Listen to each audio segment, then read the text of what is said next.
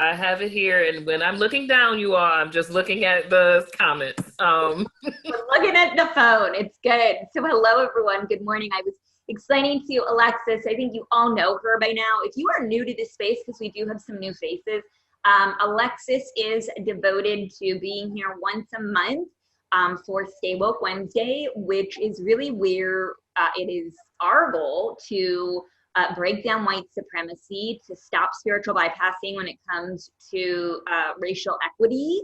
And I know that you're also really devoted and passionate about LGBTQ,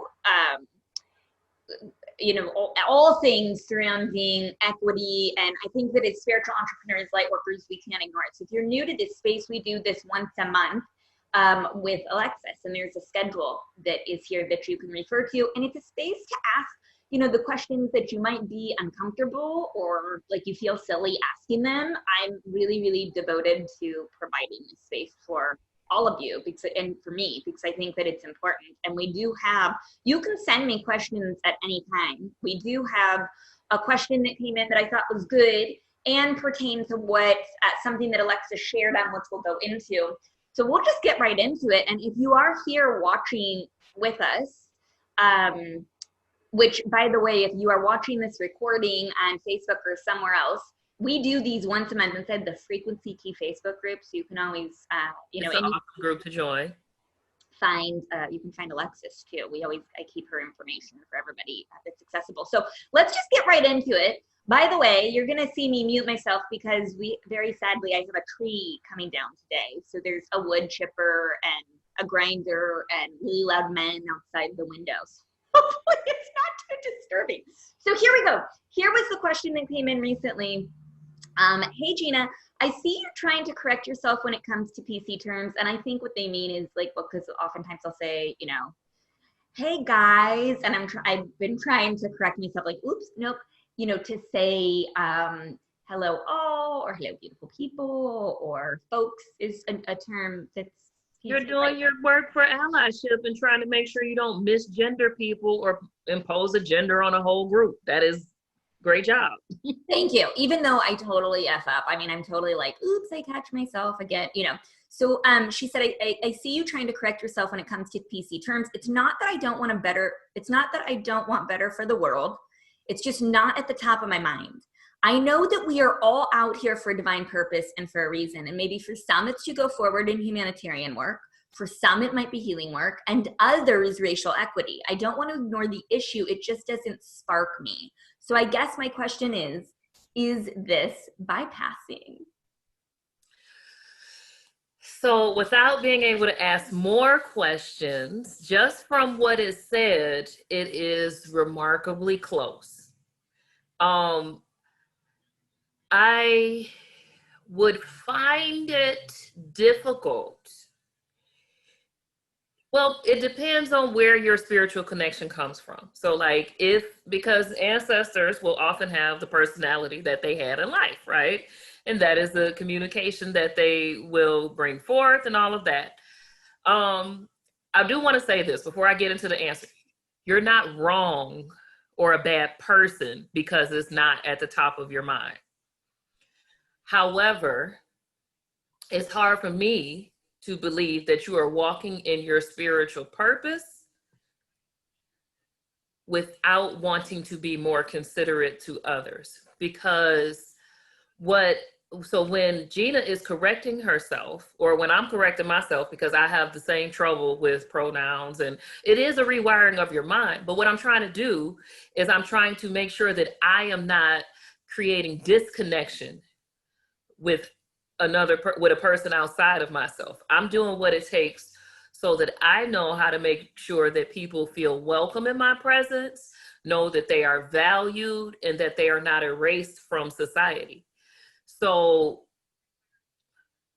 yes, it's bypassing if you are just saying, oh, I'm going to send love and light to the issue without doing any internal work to see why it is not at the top of your mind.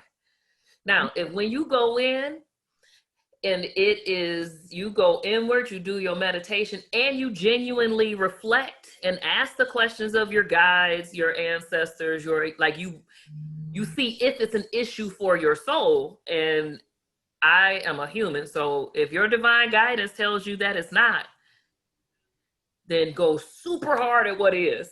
And I imagine it'll still be a part of it. But if you are just saying, I don't want to be a person who creates more space for connection, then that's what you're saying. And you got to see how you feel about that. I can tell you all day how I feel about that. I would not feel safe in your presence. I would, if you're telling me, oh, it's just not top of mind to make you feel comfortable and included, then that lets me know that I'm not comfortable or included.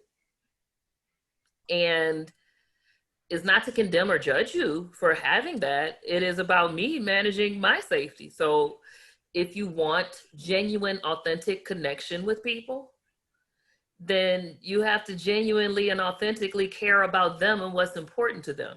Doesn't mean you change your views or take on new values, but doing the work to be more inclusive is like just character building. I like that. And I'll be really honest, like it's, this space is for us all to ask questions to Alexis, but of course, if I'm getting the questions, I have like instant things. But what came to me when I looked at this was, the question was really, I need to go back to it, but is this spiritual bypassing? My initial thought to this was, yes. I mean, to be honest, that was my initial thought. And more importantly, or more specifically, it's white supremacy, because the person that, or not white supremacy, white privilege, because the person that was asking is white. And so more importantly, it's white privilege, because you have the privilege to say, it just doesn't spark me. Well, yes, those are true. I am, while I'm versed in I'm used to white privilege. I'm used to those things, and it's an elective for you. That, like, as much as I don't want that to be the way the world works, or I don't want that to be, that's not a part of my shared and inclusive future, I have to accept that white privilege exists, and it is an elective to be an inclusive person. It is an elective to choose to do or not do the mental work based on your level of privilege in society. Because for the LGBT, like when you misgender someone, there's plenty of cisgender privilege that goes along with that. And unless you fall in the marginalized group or the group with the marginalized identity, then then it's your privilege not to. However, when I'm thinking about the kind of person that I want to be, like, so if I feel like I have this destiny and this deep spiritual connection and purpose, and I want to embody love and acceptance and inclusivity, then I got to do the work to do it. Right? Embodiment is a practice, not a thing you learn how to do once and then all of a sudden you take all the credit. Oh, no, that's white privilege. Sorry, that was criticism. But you take all the credit for doing it. And no, it's a practice. And if you're deciding who you want to be, you got to be that as often as you're willing to think about it. And being able to say, it's just not top of mind. It's not the top of nobody's mind. You're doing the work to change it, right? Right. That's why I'm so happy that we have these planned out. With Alexis and I sat down and we came up with like, let's have these days. That's why it's like, oh my gosh, it's here again. And we just have these days that are set up because it's not natural, right? It doesn't naturally come to the top of your mind, but to be an allyship, like you do, like I work with an anti-racist coach. I work with, right? So it's like, and then we have these discussions here with Alexis, like it is important to me to create a practice and a business. And I really think all of our businesses, 2020 moving on, like they really do need to be doing the work for inclusivity, for equity. Like this is, especially if we're in the spiritual niche. What does it take away from you to be more inclusive, except for the ways that promote white supremacy or classism or xenophobia? Like, what does it take away from you to be loving and be like, what I'm saying? Like, what it is you don't want to deal with the parts of you that are so ugly in front of someone, maybe. Like, it's not top of mind and you don't want to make it top of mind. Why not? Have you done that work inside to see, like, what is it just, it doesn't come to you, so you don't have to deal with it? Or is it that you're afraid of what you'll find? Or is it that you don't want to admit that you just don't care. Right. Because So it's like, like, well, I don't know where to start. And it is really confusing. The work is really deep. It can be really confusing, but it's what I see a lot of is like, oh, but I have this going on over here and this going on over there. Like, yeah, so it doesn't necessarily might not spark you, but then how can true, and I'm talking unconditional love, that like the kind of love, unconditional meaning it is unconditioned, right? True unconditional love. How can that spark you if this doesn't? Right? Like the that's, broadcast keeps getting interrupted. Sorry, someone said that. oh, it's probably the tree that's coming down in front of the thing. Um, Well, we're recorded here, so that's good. So I'll yeah, definitely share the recording. I'm not seeing it on Facebook. It looks normal to me. it looks well, no. So I have the spinning circle.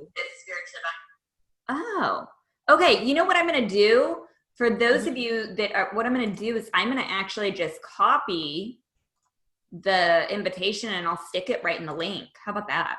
That'll work. Yeah, I'll do that. Um, but you're right. How do you embody true unconditional love without being willing to do the work of learning how to love others? Because when you're doing the work to transform your mind, which is what you do when you are transforming and healing from trauma. So like, here's the question. Are the only things that are top of mind things that are important and relevant to you? And if that's the case, that they are only important to you, then you know what? Keep focusing on you, because you'll unpack and unpack and unpack, and then you'll begin to care about others at the same time. And I'm not saying, and some people just, they have this resistance of like, if they grew up with caring for others as survival, then there is resistance to like martyrdom or anything. I'm waving at Paula B. Even though Paula B is not on yet. I know, I was too. But they have the resistance to martyrdom or like feeling like caring for another takes from them. And that is a challenge, but that's an area for healing, right? If caring for another takes from you, then by all means, do not care for the other, but you got to figure out why it takes from you to do so. Yeah. Yeah. And I think, and these are important things. They're important parts about which we're going to go into, like really how do we show up authentically in this work. How, Alexis did something recent. Yeah, it looks like it cut off. Just kicked you out. Yeah. That's weird. I'll try to go on again. Thanks, Paula, for bringing that to our attention. I'll try to go on again. But we're recording, so that's good. So I can share the recording later. But we were talking about allyship, or you were talking about allyship a little bit earlier, and how, it's really important actually, because what it means is exactly kind of what this person is speaking to. It means that you are doing the heavy lifting for other people, even though it's not a spark. Right? Like, Right. even though it's not going to be like, because I don't know, I mean, sure, there's going to be people that are born to lead these huge issues and lead, there's going to be people that is their purpose, but it takes a village. And that's what allyship is. Well, Right? also, we live in a racialized society.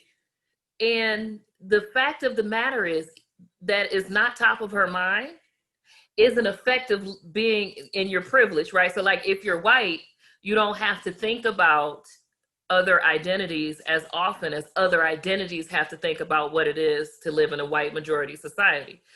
So what that means then is that only people who carry marginalized identities are thinking about about being in a racialized society constantly, which means that white people aren't doing their fair share of the mental labor of thinking about living in a racialized society. So it's not just like, so it's, yes, that is allyship, but what's happened is it's not equally distributed, the responsibility of of thinking about what it's like to live in a racialized society. So I have to think about the fact that I don't have to, and I'm working on my own internal anti-oppression work, but I think about the fact that I'm Black frequently, and most Black people do. Other cultures or marginal people who carry marginalized identities think about that identity all the time. That is mental activity not spent on connecting to your higher self. That's mental activity not spent on what you can create and pursuing your dreams and moving forward.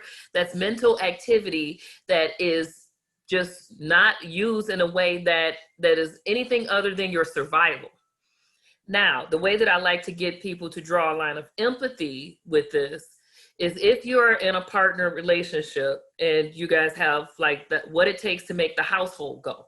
And the more responsibilities your household has, the more you are, the more mental labor it takes to make it run. Like if you need a babysitter, somebody gotta remember to call the babysitter and know who the babysitter is, find the babysitter. There's laundry that needs to be done. We have to have food in the house. The bills have to get paid. The, dishes need to be washed or put in the dishwasher. All these other, and by the way, you also have to figure out how to nurture and support your partner, right? Like, so these are that's mental labor. And what happens is if there's one person doing too much of that mental labor, they're feeling underappreciated, undervalued, and like they're lacking support and nurturing. When I work with couples, why do I have to do it all the time is one of the main things that I hear. And it creates contempt and resentment. And those are relationship killers. Yeah. I mean, I know in my own marriage, like love my husband. You all have seen a lot of him lately. Love him. But like, sometimes I'm like, seriously? Like really? How come you just can't help put away the dishes after weeks? Like, how come they just have to sit there all the time? How come? So I love this example because it could be the littlest things, right? And the same thing, like, I don't think I ever help take out the garbage, and it's just because he gets to it first because it irritates him. So he's doing so I love this metaphor because it's clear, it's easy to understand, and it's really vital. Because just think about how much, I mean, I know in my own life, how annoying it can be. It is, right? Like, so, but then imagine if it were something you were killed for, or were unable to get a job for, or get heavily scrutinized or seen as less than, or had your integrity questioned, or by no account of your own seen as threatening. So when we do allyship, when we take on this, when we decide for me to play our part in a shared future, I'm taking on some of the mental load that I haven't been doing my fair share with. I don't do allyship for those who I'm in community to be who I want to be an ally for. I do it because I want a shared future. I don't want, if ever I have them, which is, I'm not sure, but if ever I have them, I don't want my children to grow up in the same kind of world that I'm growing up in. I don't want them to have to be, I wouldn't want my daughter to be teaching about allyship. I want her to be using that energy for something that is more creative, and not that, and it's because I don't want allyship to be necessary. I just want it to be the way. Yeah, that's just a big way. And what are some of those things? I keep making sure. It looks like we're back on live again too. But for anybody watching live, you can hop on. Your face, it doesn't, Paula's not on there with this. Your face won't be recorded. But what are some of the ways, easy ways? And I know you preach this all the time, but just some of the easy ways that we can start. I mean, even if, for those of you that think well, yeah, this isn't my spark, or but just the easy ways that we can start thinking about allyship, where it becomes more like a meditation routine, where it becomes more, I think really, truly, and I am devoted to every morning in my meditation routine, I do hold, I go into heart coherence, but I hold that visualization of what peace looks like and what equity looks like. And, for me, like I said, I work with a coach just on this, and I am a part of, I think Mari's in here, but I'm a part of a woman against women against racism. We changed the name recently. It's called WAVE, Join the WAVE, Women Against, or those that identify as women. Anyway, it's those are the parts that do spark me. And though, so I think we do have to listen to those, that calling. I love supporting the kids in the community. We have a local alliance that I like to be involved with. But what are some of the things that you can advise for people? Because look, this used to be, it was like the George Floyd thing happened, it blew up. Everybody was like, oh, I got to do something. And now we're becoming complacent again. Now the conversation is becoming a little bit silent again. That's not okay. Like, we can't allow that to happen. So what are some of the ways that you're advising and leading and guiding to like make sure that people stay in active allyship, especially energetically? So first, be kind to yourself along the way. But second, you could do something as simple as print out your, like, make a list of questions, right? It's not top of mind. So I'm back on the not top of mind example. So empathy exercises when you're making decisions for your business, when you're looking over policies that in places that you may or may not work, when you're setting policies for your workplace. So an exercise that happened that I like to have some of my clients do is we'll see a situation happen. Like, so for the presidential debate, without getting too much into it, here's an empathy exercise, like a list of questions that you can go through for this. So what is my perspective on the event, which is the debate, right? So you figure out what your perspective is. Now, then, how would I feel if I were a Black person watching this debate? And then try to examine your feelings from what you think a Black person might feel like hearing said events. How would I feel or what would I feel like if I were an Asian person watching this? Because whenever the president says China virus, hate crimes against Asians go up. But since they're only 6% of voters, like, there's a large erasure that happens with Asian and East Island Pacific cultures, or frankly, any minority group that is not Black, right? Because we're in a Black and white society and everybody else has to get in where they fit in, and that's not inclusive either. Right. But you go through and you ask yourself, what would I think about this if I were from the LGBTQIA community? So it's just perspective taking is the first step. Excuse me, that's mental labor. It's also an empathy exercise that'll help you begin the work of understanding why it's necessary. So it'll also give you the ability to perspective take, which is a skill for connection too. Because if you can put yourself in another person's perspective rather than their shoes, you can understand their choices.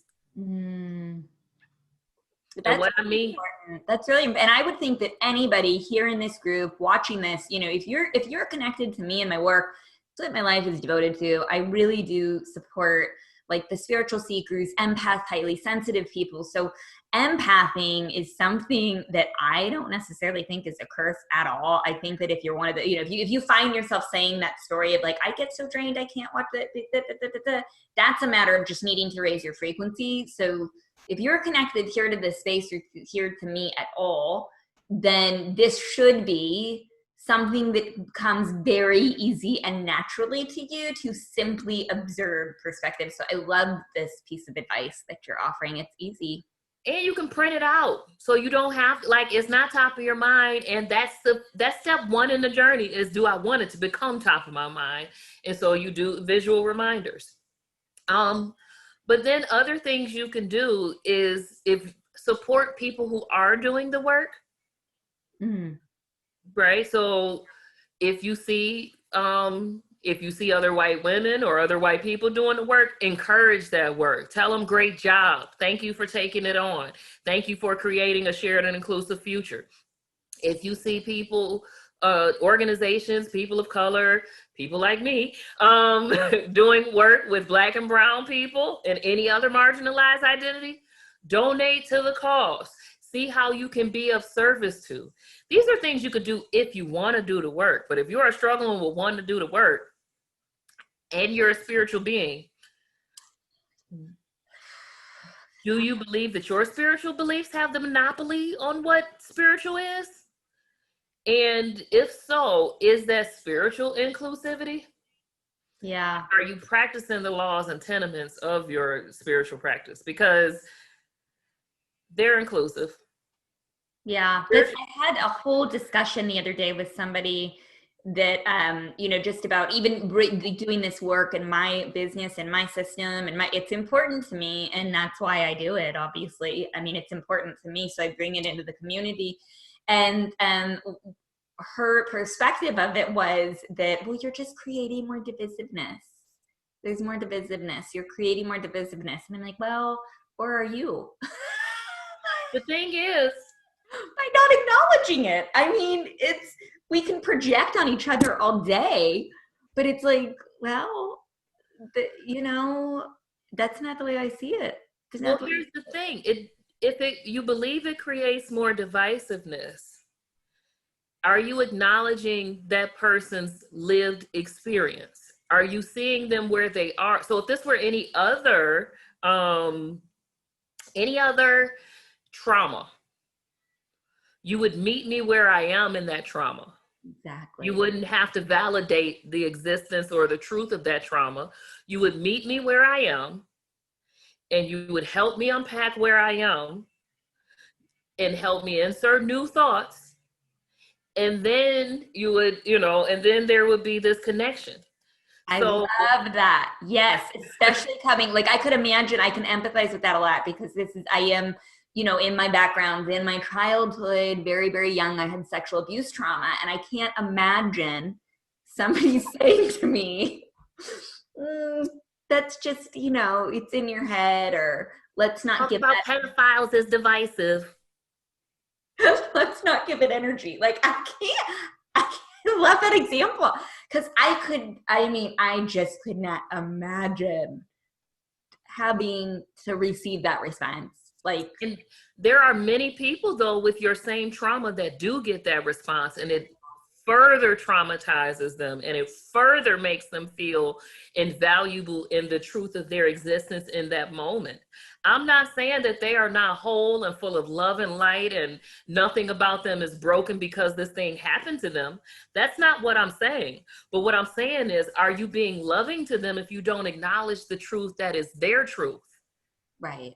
So I can sit here and I could condemn people for not being aware or for participating in systems that further white supremacy or the oppression of people who carry marginalized identities. I could sit here and judge and shame and do all of that, but that's not helpful for my shared future. Right. That's not help. Shame doesn't belong in the future that I'm wanting to participate in. So I can't judge you and tell you what you are. I can't tell you your intention. I can operate with you at your face value and open myself up in full embodiment of love and consideration. And hopefully we'll make some connection there in the middle. So while I can understand how it feels bad to acknowledge it because it is unpleasant in society, if you're listening to understand, that doesn't mean that you necessarily agree, but you can still be compassionate and empathetic and try to see if you agree rather than just judging the other position. Yeah. And let's lean into how authenticity plays a part in all of this. Let's lean into that a little bit here because then there's a lot that's happening right now. I know in our world, in the spiritual community, it's a lot, in everything, marketing, we're hearing a lot about how the masculine way of marketing is moving away. Everything's becoming more feminine. I couldn't agree. I couldn't be happier. I think it's great. I couldn't agree more. And a lot has to do with authenticity and being aligned with authentic truth. And that plays into the allyship journey. It plays into all of this. So let's talk about that because I know this is a subject that is. So I have a whole course that I am on week 4 of this Friday, actively authentic allyship, because allyship is your own personal journey. It's your own why. And if you are doing it because you think you need to save someone, because you think you need to fix them, you're the problem.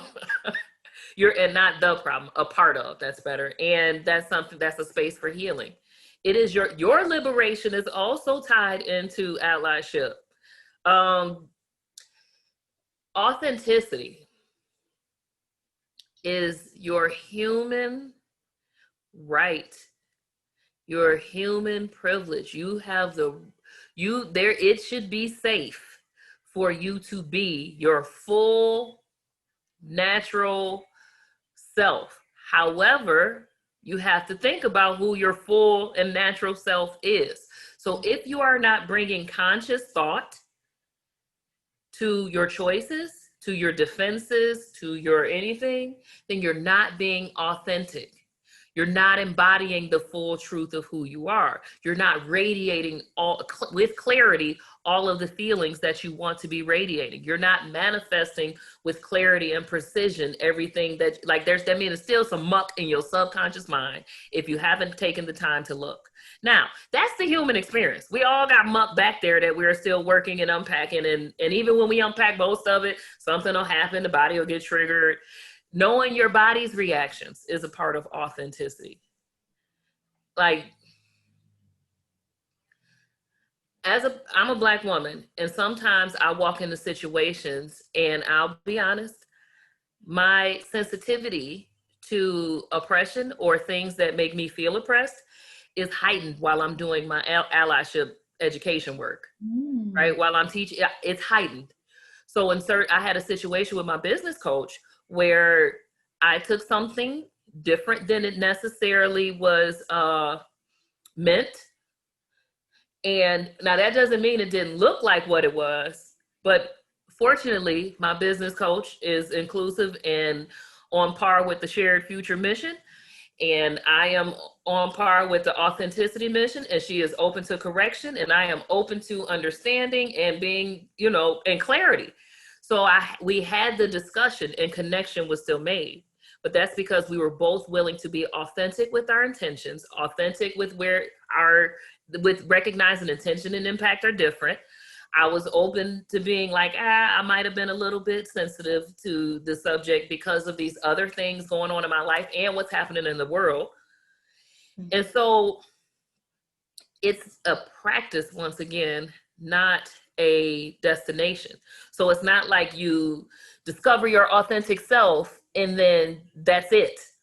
Right. Authenticity is something that requires self-awareness consistently, like a self-awareness practice. You have to be aware of who you are, how you react, what you're feeling, where you're feeling it, and how you want to respond to the stimuli. We cannot exist without being in relationship with each other. We just can't. It doesn't work. Yeah. And this is where I think I love all this. And I think it's really important where spirit comes in, and we have to just work. We have to stay in the conversation with each other and with ourselves and with spirit, and just really always paying attention to our own gauge and our own feeling. And like you're saying, our body's responses, and just motioning off that. I also think even in being authentic, sort of in that question, and I really love it when y'all send in questions. So please don't, I don't want to discourage you. And I love this question. It was so authentic and vulnerable. It was so true. Good job, right? Like that is the work. It is the work. Yeah. And so in that, I would never want to I love the questions, even if I may answer them like, well, yeah, my opinion is that is a little bit spiritual bypassing, but that's part of the work. It is spiritual bypassing, and it is white privilege, but it is not a permanent state.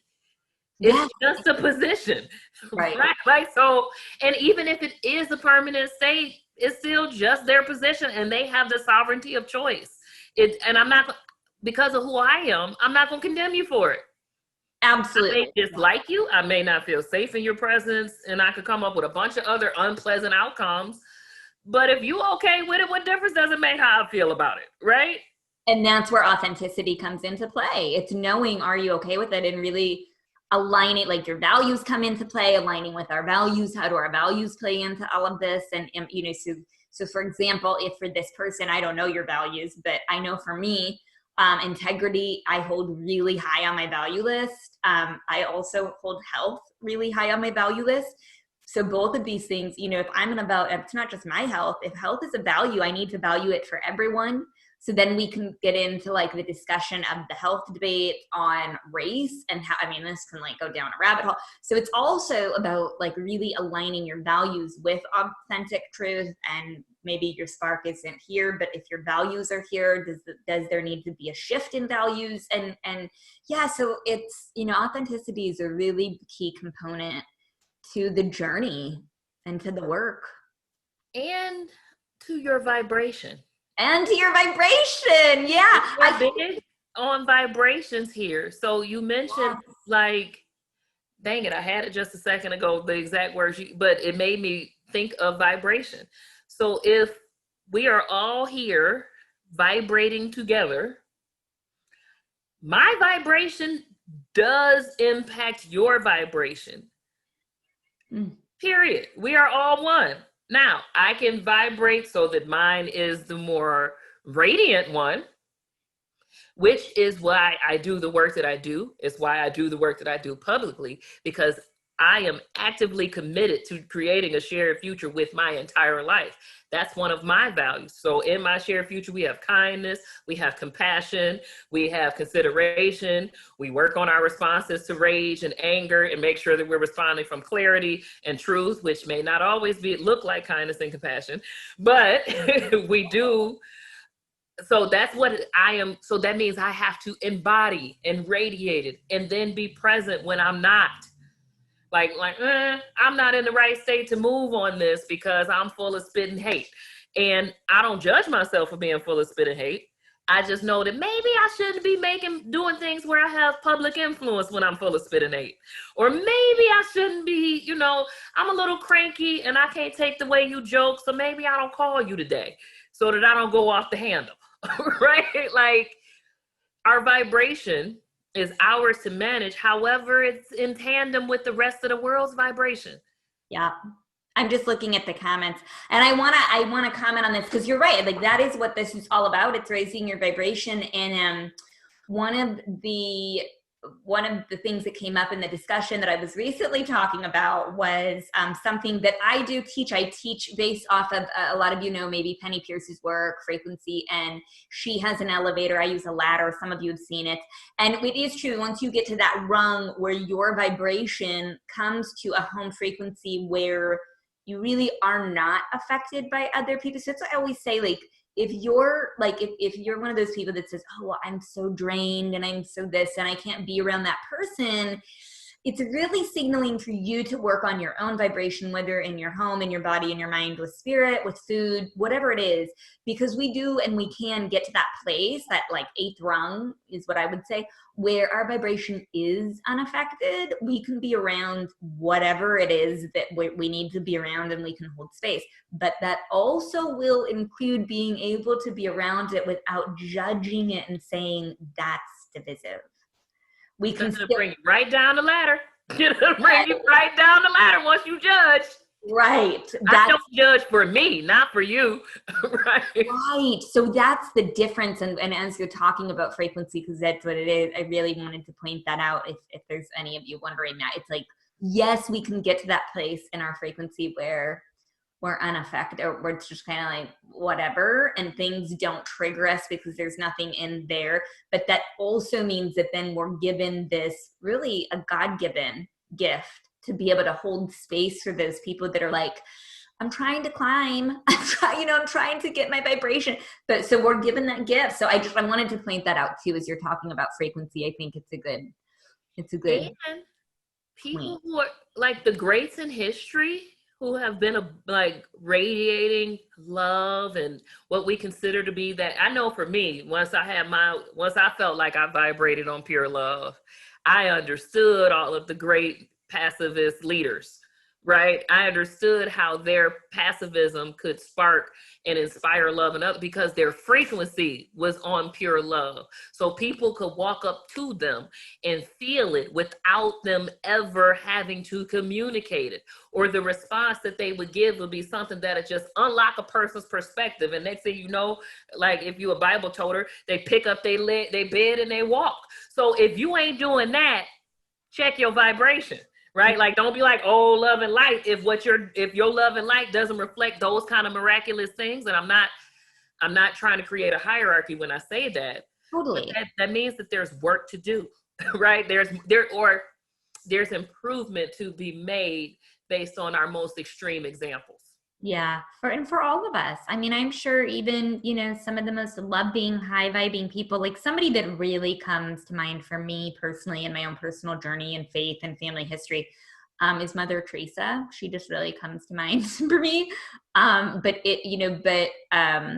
even then, I think that we're all still human. We're always all still human, and we have to like really be aware and conscious of our triggers. Are there any questions, like Paula, even for you, like here's your live, feel welcome to unmute yourself, questions on Facebook? I'm watching and I think we are back on live, but we aren't getting any questions, which is okay.